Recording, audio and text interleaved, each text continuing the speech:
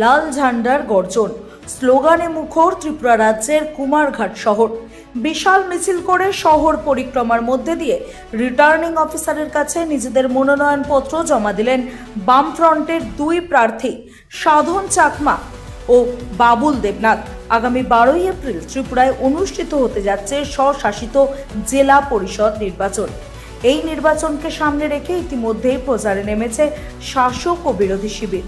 তবে এখনো পর্যন্ত নিজেদের প্রার্থী তালিকা ঘোষণা করতে পারেনি ত্রিপুরা মথা বা বিজেপি। এরই মধ্যে প্রার্থী ঘোষণা করে মনোনয়ন জমা দিয়ে প্রচারে এগিয়ে থাকতে চাইছে বামফ্রন্ট।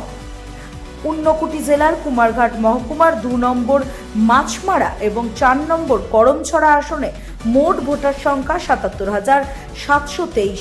করমছড়া কেন্দ্রে সিপিআইএম প্রার্থী হিসেবে প্রতিদ্বন্দ্বিতা করছেন সাধন কুমার চাকমা এবং মাছমারা কেন্দ্রে ফরওয়ার্ড ব্লকের হয়ে ভোটে লড়ছেন বাবুল দেবনাথ।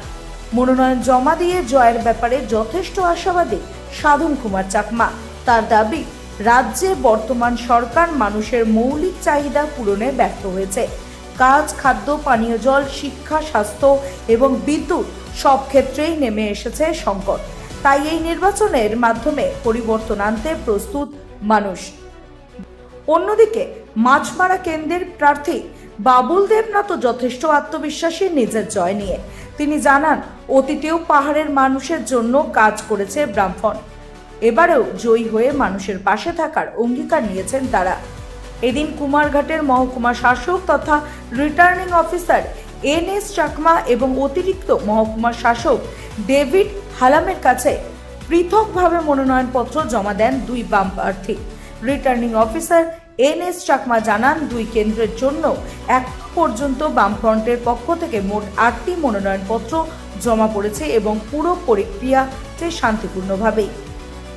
এদিন মনোনয়ন জমাকে কেন্দ্র করে কুমারঘাট শহরে কার্যত নিজেদের শক্তির মহড়া দিল বামফ্রন্ট।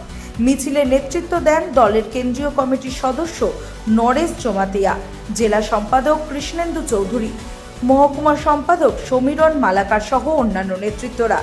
যে কোনো অপ্রীতিকর পরিস্থিতি এড়াতে এদিন শহরে জোরদার করা হয় নিরাপত্তা ব্যবস্থা।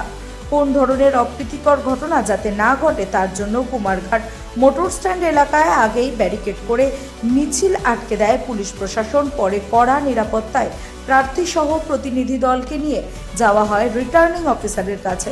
এদিনের মিছিল থেকে পাহাড়ে ক্ষমতাসীন সরকারের বিরুদ্ধে স্লোগানে সোচ্চার হন মানুষ। স্বশাসিত জেলা পরিষদ নির্বাচনকে ঘিরে এখন থেকেই উত্তাপ চড়েছে ত্রিপুরার পাহাড়ের রাজনীতিতে। মনোনয়ন জমা পর্ব শেষ হতেই আসল লড়াই শুরু হবে বলে মনে করছে রাজনৈতিক বিশ্লেষক মহল। Bureau report, রাতদিন news network.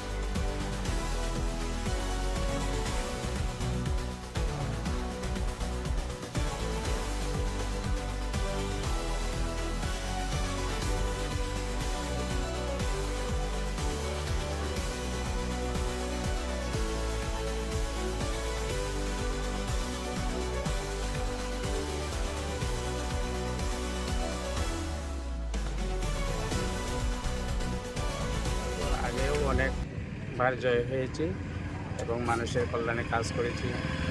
এবারও আমাদের এটাই আছে, আমরা মানুষের সমাজ কল্যাণের জন্য কাজ করব। এটাই আমাদের মানুষ যদি চায়।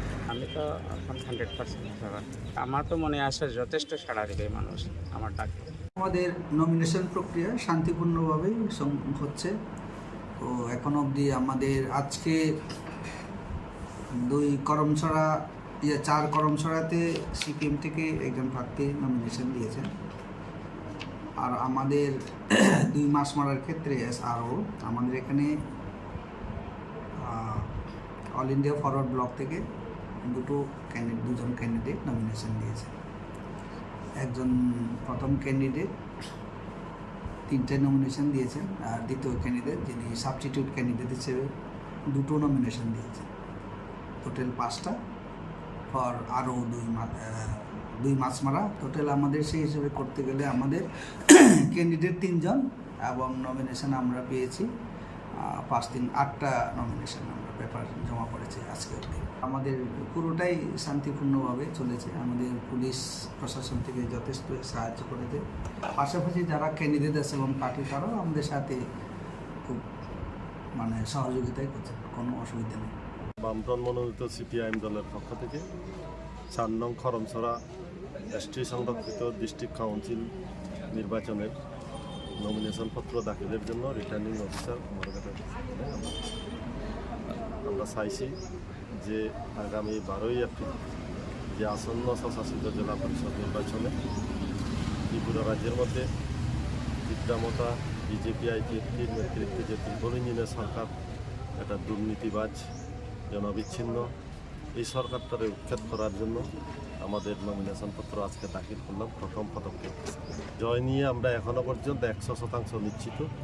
রাজ্যের এবং এই খরমছড়া কেন্দ্রের এলাকার জাতি, ধর্ম, বর্ণ নির্বিশেষে সমস্ত অংশের মানুষ একাত্মভাবে সহযোগিতা করছেন। অতএব জয় নিয়ে আমরা নিশ্চিত। বিক্রমতা আছে ঠিক আছে, বিজেপিও তার শরিক আছে ঠিক আছে।